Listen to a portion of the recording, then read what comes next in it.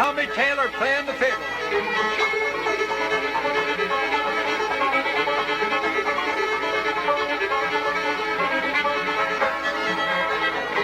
Fire the mountain, fire the sun, fire the mountain, run, boys, run.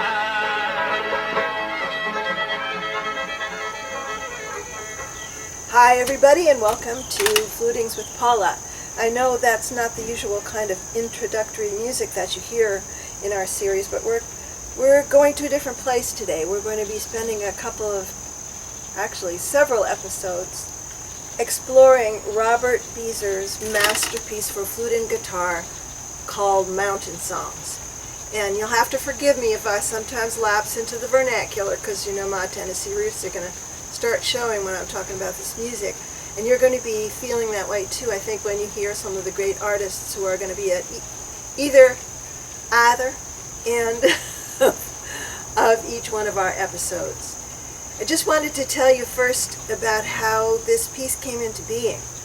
Elliot Fisk, the amazing Elliot Fisk, guitarist, and I had started a duo, and we were playing a lot of music, some of it adapted, some of Elliot's wonderful arrangements and some folk songs and some of the music originally written for that combination. And we decided that we really wanted to have a significant piece, not 10, 12 minutes, 20 minutes, 25 minutes, or really like a kind of a song cycle, something of substance to be written for us that would then be played by other generations of flute and guitar duos, as has happened, because when we first started playing there were really very few flute and guitar duos around, and now there are many. It's just wonderful to know that.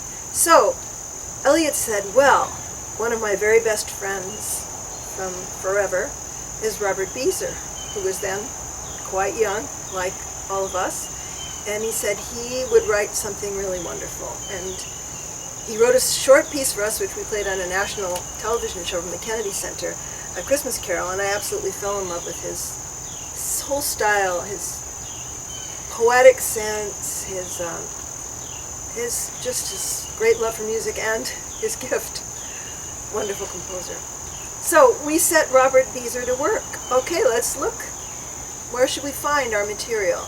Shall it be Russian folk songs, maybe, or English, maybe French, because he had written a set of French carol for us?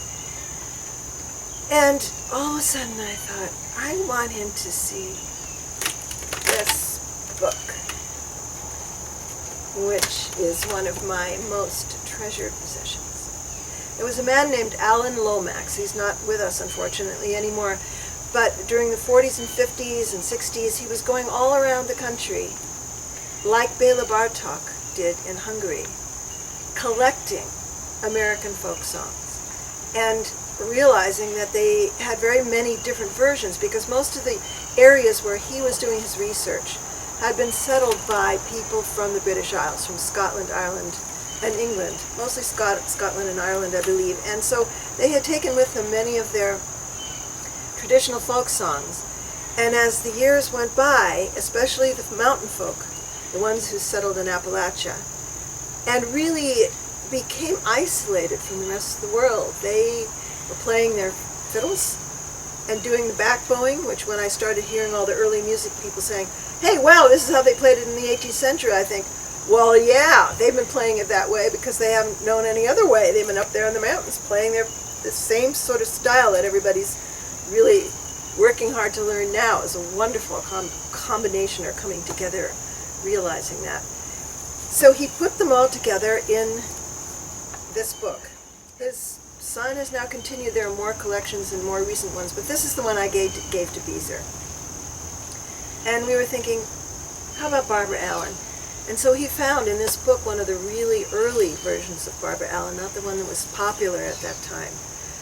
And so between the three of us, we just started working. And at that time, my husband, Scott Nickruns, was running a series at the Brooklyn Academy of Music where he was bringing players of traditional music from the South and from Mount Airy, from Kentucky, from the coal mining company. He was bringing them all up to the Brooklyn Academy to play. And so I was just there listening to all this music, and hearing artists like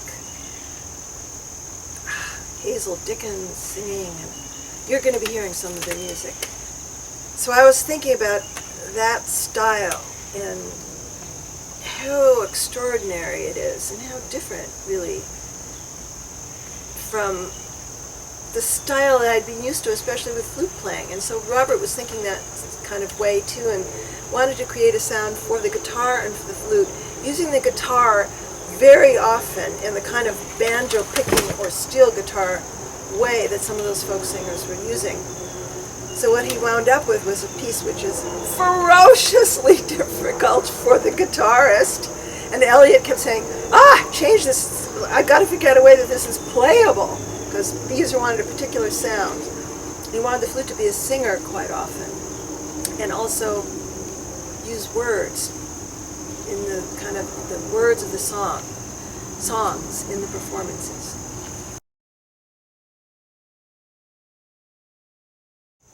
It's important to know that Robert Beaser was not just setting songs with an accompaniment.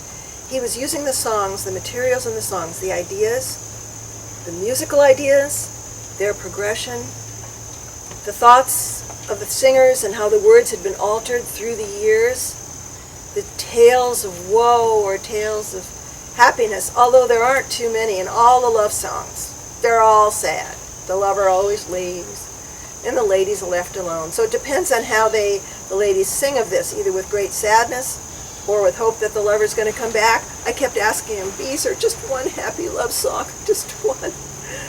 So there is one sort of happy one in there. And he wished that the words not be included in the program notes and in the published version. So there is now a new published version by Schott Editions, which is so exciting because it's going to have a separate flute part, because we flute players were always cutting up. I always called it my quilt when I would play it, because it would always be patched together, all the flute lines. So we're going to have a separate flute part, and a couple of the special fingerings I used are going to be included, although I'm going to demonstrate them for you now. And I feel that as a kind of a companion piece, I would really love you to know what the words are. Not that they're going to be printed with the music, but just to know what the sense of each song is. Even though Beaser sometimes departed from it, still the basic idea of each song remains as it was in the original version of the words.